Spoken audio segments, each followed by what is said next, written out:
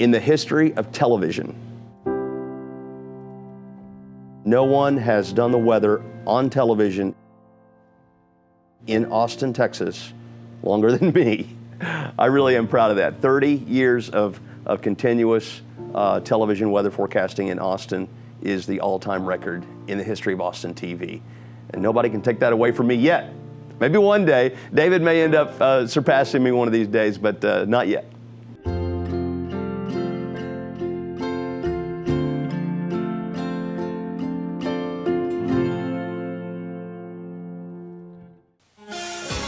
And now, your weather. Highs tomorrow, 50s. Can you believe that? We should be in the 70s this time of year. Here's our forecast. I'm Jim Spencer, and I have been forecasting the weather here on KXAN television for 30 years and 2 months. Hi, boys and girls. I'm Jim Spencer here in the KXAN First Warning Weather Center. And since I couldn't bring all of you with me here, I thought I would bring the Weather Center to you. A television forecaster is somebody that not only assembles the actual information that you're going to present to the viewer, but also creates the entire story and presentation that you present to that viewer. Moving to the southwest at about 20 miles per hour. Again, a very strong thunderstorm in the heart of the Austin area right now. A forecaster is a person that analyzes weather data and comes up with the hopefully correct answer. What's going to happen tomorrow? You just talk to the camera. You don't put on a radio voice or anything like that. You talk to the person on the other side of the camera as if they're in the room, and you just be yourself, not yelling at them. And sometimes people, I think I'm too loud, and maybe I am too loud, but I get excited about the weather, and it just comes out there. And I do get excited about the weather, and it does show. But then again, that's me presenting it naturally. The National Weather Service has again issued that tornado warning, or actually issued a separate one. The first one expired at 7:45. Another tornado warning for eastern Williamson County now until 8:45. I had a mentor. His name was Gary England. I started watching him when I was in 3rd grade. By the time I was in 4th grade, I said, I'm going to be a weatherman when I grow up. I want to do what Gary does. And he was so kind. I mean, he returned my handwritten letter from 5th grade, which I still have, as I got into college, and said, hey, can I come visit you? I want to talk to you about what you do. And he said, come on up. And he's a super down-to-earth, laid-back, tell it as it is, and if he messed up during the weather, he'd laugh it off and go on. And that was endearing to viewers. And he taught me how to do the weather like he did. Hello, I'm Jim Spencer, and welcome to the inaugural edition KXAN. Keep rolling, or start over, or keep rolling. What's your birthday? July 30th. I'm a Leo. July 30th. You want the year? Yeah. 1963. I was the oldest of 5, 3 girls and 2 boys. I had a clear, defined path that I was going to take, and I knew what that was. I started at KADA Radio in Ada, Oklahoma, pretending I was experienced a little bit as a DJ. I convinced them that they needed to start a news department at that little radio station, and they did. They made me the news director. I got an offer from the KTEN TV. They brought me over, made me the morning news anchor. That tells you how big of a television station it was. Here's a college sophomore that is anchoring the morning news. But I told my news director and my general manager when they hired me, I'm going to come to work for you, and I appreciate the opportunity, but I want you to know the first weather opening that happens at this television station, it's mine. I want it. I will make it work. I promise you, but I want that job. Okay, Jim, all right, calm down. October 1984, we had the morning opening for the morning weather forecaster. Even though my meteorological knowledge at the time was all, self-taught, what little weather and climate classes were available at East Central University in Ada, Oklahoma, I had taken those. And so I had just enough background to go on the air and know what I was talking about.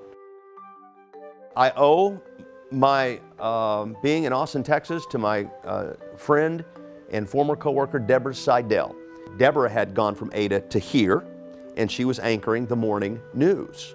She called me and said, hey, we're starting the first hour-long morning newscast down in Austin at KXAN, and they're looking for a weatherman. Do you want to come down here? You know, I did not know much about Austin at all. I mean, all I knew was that, you know, we were supposed to hate Austin and everything Texas because I was born and raised in Oklahoma, right? But all my friends were like, oh my gosh, you're going to Austin? Yeah? Oh man, it's the coolest city ever. And so they were more excited about it than I was. And I never planned on, you know, staying here 30 years, honestly. It was a stepping stone back to Oklahoma. My dream was to go back to Oklahoma and work in Oklahoma City with Gary England, my childhood, you know, hero, my mentor. But after I got here and did my first contract, and after 3 years on the morning show, they moved me to the nighttime. And I couldn't turn down being the head of the weather department in Austin, Texas in 1993. So I took that position, and I've been in that position up until now. 36, Austin. First, best, live. This is News 36 at 10. At least 32 people are confirmed dead as severe weather strikes Central Texas. The Williamson County town of Gerald has suffered the greatest damage in a series of bad weather incidents in Central Texas. A twister flattened several homes there, taking at least 30 lives. It was the most awful day of my career. It will go into the record books as one of the worst tornadoes of all time in Central Texas history. It was an F5 tornado. Back then they were just called F5s, not EF5s. We picked up the massive tornado as it moved into Williamson County and followed its path to the south along Interstate 35 for 15 miles. I knew at the time that it would be the only F5 tornado I ever worked in my whole career, and that has proven to be true. That kind of force is why the casualty count is so high in the small town of Gerald. We've never had an F5 tornado down here in this part of Texas, ever. There had never even been an F4 tornado in Travis County until that day, about 30 minutes after the Gerald F5 and F4 formed out at Lake Travis. That's the first and only F4 tornado that's ever happened in Travis County. That's how rare it was. Some of our professionals here shooting some incredible tape of the tornado as it hit Gerald, as you saw a little earlier in the newscast. This is amateur videotape, though, shot by the James Pinson up in the 620 and Anderson Mill area. This is the tornado that destroyed the Albertsons grocery store. It was a no-brainer there was going to be a tornado because tornadoes had started forming at 2 or 3 o'clock, you know, up around Waco, one after another, and it was building south along that front. And so I had time to, you know, put makeup on and tell everybody, hey, get the camera pointed in here. I'm going to be going on here pretty soon. And this is obviously coming south. So we went on more than 20 minutes before the National Weather Service even issued the first warning for Williamson County and said, there are tornadoes forming in this environment up in Bell County. And this is working down toward Williamson County, and specifically mentioned Gerald and taking cover, etc. We were on the air wall to wall continuously, long before anybody, talking about tornadoes being indicated by our radar. We had the only live Doppler radar in Austin, Texas at the time. I could see it over the trees, and it had a long tail on it. And I said, oh no, dear Lord, please not that. The frustrating thing about Gerald and the maddening thing about it is that we had probably the best warning for any tornado, you know, that's ever happened around here, especially a significant, deadly tornado. We had excellent warning, calling out the communities where it was coming, where it was going to happen. And then still, 27 people died that afternoon. It was awful. But they died doing what they were supposed to do in your standard tornado reaction. One of the things we talked about all afternoon, too, we talked about safety in your home, going to a middle floor. That tornado wiped homes completely off their foundations, swept them away. There was nothing left but the concrete foundation. Even plumbing was pulled out of the concrete. It was gone. It was devastating. We did everything we could possibly do to help make people safe, and still 27 people died. I was proud of our coverage, but also devastated at the loss of life from this freak tornado. How it formed is still mind-boggling. This is the incredible tornado that killed so many people up in Gerald and wreaked such havoc on that community. A family member told me privately 2 of the 3 of them survived. 1 was killed. But she told me privately that what I told them to do to make themselves safe from the tornado saved their lives. 2 of the people that were in the home. Again, a 3rd died. The 2 of the people that were in the home did survive the tornado with injuries, but they survived it despite their home being swept off the foundation. Told me that the steps that I told them to take saved their lives. And that is the most rewarding thing you can hear in my business.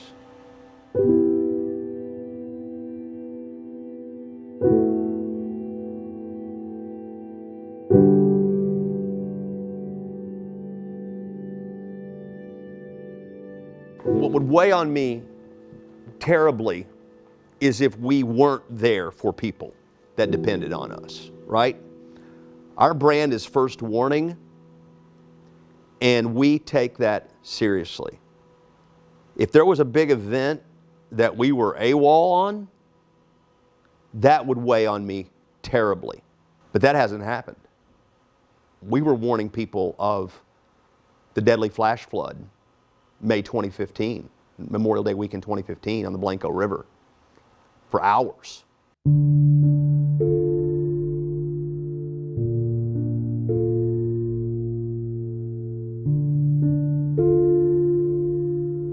That river went up 40 feet in a couple hours. It was 5 feet, you know, at let's say 7 p.m. It was 40 feet at midnight, 12:30 a.m. That type of rise on a river I've never seen, hard to fathom. And it made me very, very concerned that there would be a great loss of life. There are a lot of homes, a lot of people have river cabins down the Blanco River, and I was afraid that every single person that didn't have their weather radio on or wasn't watching KXAN at the time, or local broadcasts, would not know that they were about to be swept down the river in a torrent, and they were going to be swept to their death. And I didn't know how many people that was. I had no idea. But if they weren't paying attention, they were possibly going to die. And as it turned out, we did lose an entire family of about 10. I think there was 1 survivor out of a cabin that was literally floated off its pilings down the river. The home disintegrated. The whole family were swept to their deaths, except for 1 individual. I think we lost 9 people in that one family. It was a scary night. I was really afraid what sunup the next morning would reveal. We never thought this could happen. We never, ever dreamed that we could lose our whole house. And as it turned out, that weekend we lost about a dozen people, counting that family, in flash flooding, whether it was on the river, whether it was a low water crossing, etc. But it could have been so much worse. But I was scared that night. The very first thing I do is start looking at weather models. And I will lay it out on a piece of paper, 7 days looking forward. I like having a piece of paper in my hand that if everything hits the fan, I can always look back here and I've got everything I needed to talk about here in terms of the temperatures of the day and the rainfall data and the lake levels. It's easy reference material and I like it. And then when I make the forecast, I mean, it's not hard. It's not hard at all. In fact, I'll usually do it right here on this sheet. Wednesday, Thursday, Friday, Saturday, Sunday. I write out the whole 7-day chart. As I'm going through everything, the numbers, the maps, then I can jot down my actual forecast. And that's where the money is. Ozone Action Day today, that's stagnant air. I remember the first time I met David. I'm David Yeomans, I'm a meteorologist at KXAN. We talked on the phone first. It was after my freshman year. And he had reached out to a buddy of mine. He said, oh, you're from Austin, I can get you an internship with this guy Jim that I know. So the first time I met him was in person here at the TV station when he was a freshman in college. Part of the time I'm noticing. I was half. Yeah. He had a great delivery. Don't look anywhere but in the camera. but it was.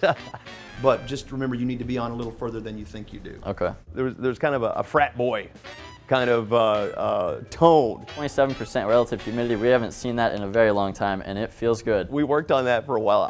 I'm gonna feel bad when he sees this, but he was a great absorber of critique and information. Lake levels remain low as well, about 4 feet below normal at Buchanan. He would have me write up a forecast of my own. And I remember one time I said, I think it's gonna be, I don't know what it was, 67 degrees that night or something, which was cooler than the previous night. And he said, what's your justification for that? And I said, well, the winds are calmer and the dew point's lower and the skies are clear. And he said, oh, fair enough, I agree. And he changed his forecast a little bit colder than he had thought. He gave me this feeling that what I said mattered and that I knew something about meteorology. I told him, I think within the first few days that he interned with me, if you want to do this job, you have what it takes to do it. David will tell you that he lives and breathes the weather. One of my favorite things about the weather, the power is flashing in and out, is being out in it. I hope you can hear that. There's a real sense of terror just being outside. I think when you're passionate about the weather, you have that daily drive. It's like a daily challenge against Mother Nature to try to predict what it's going to do. It's not only his passion outside of work, he's getting paid for and living his passion every single day on television, and he is damn good at it.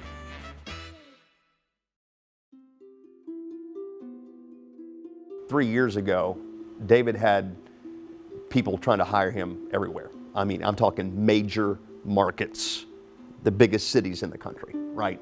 And David loves Austin, Texas. I haven't found a better place in the country or possibly in the world. He's so family oriented. His family is here. His girlfriend Izzy is here. He loves everything about Austin, Texas. And we had a really heart-to-heart talk about 3 years ago. And I said, David, I cannot discourage you from taking one of these jobs. There's more than one, right? David is very, very good at what he does. Is it money and prestige, or is it quality of life and your family and all of that in Austin, Texas? And there's not a right or wrong answer, but it's a decision you have to make. But let me tell you one more thing, David. In 3 years, I've told KXAN after my 30th anniversary that I'm going to step back. And so there's no doubt that you would take my position in 3 years.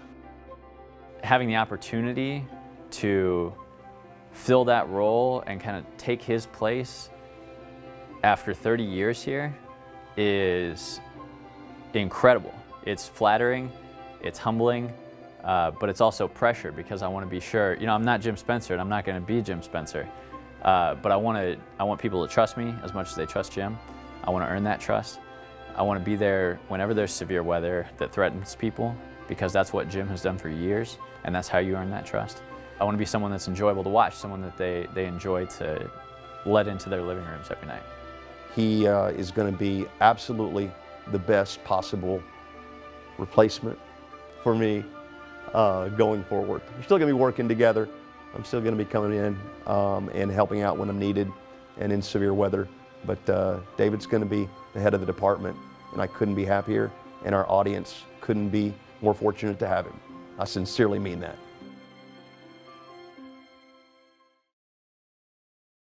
I have lived my childhood dream, and it's just the best thing in the world. But that doesn't mean I have to do it forever, right?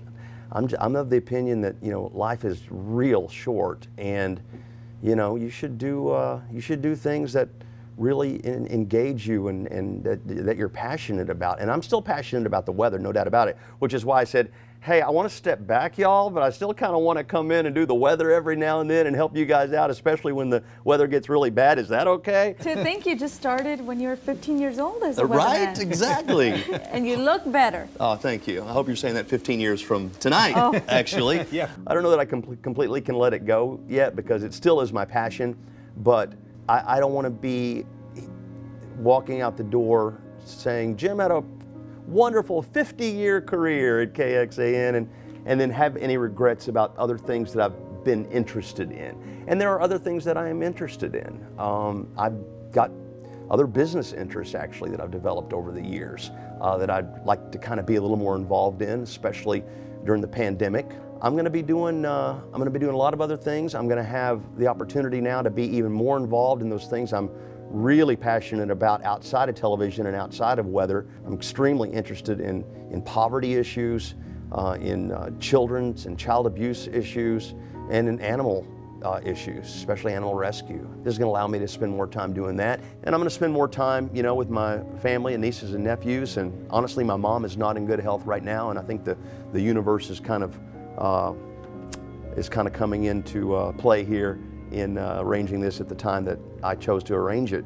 I don't like the word retirement because I guess technically it's true. I'm kind of semi-retiring from KXAN, but that doesn't mean I'm going to go be sitting on the beach. I'll be sitting on the beach some, but I'm not going to be sitting on the beach non-stop. Good evening, everyone. I'm Jim Spencer, News 36 First Warning Weather. I've done the thing that I've wanted to do as a child every single day for 37 years. My childhood dream I have lived every day for 37 years. I mean, how many people can say that? When I go to career days, I tell the kids in the audience this exact story, that I get to do what I love to do every single day when I go to work. And so, boys and girls, those of you that are thinking right now that I really want to do this when I grow up, I really love, you know, this space, or I really do want to be a firefighter or a police officer. Whatever it is that you are passionate about, you can make that happen starting right now if you just focus on that and never let anybody distract you from doing what you want to do. And then when you grow up, it's not like going to work every day. It's like going in and doing your hobby every day and being paid for it. You know, it's the only way to live. It's the only type of career I think anybody should have, is something that they're passionate about.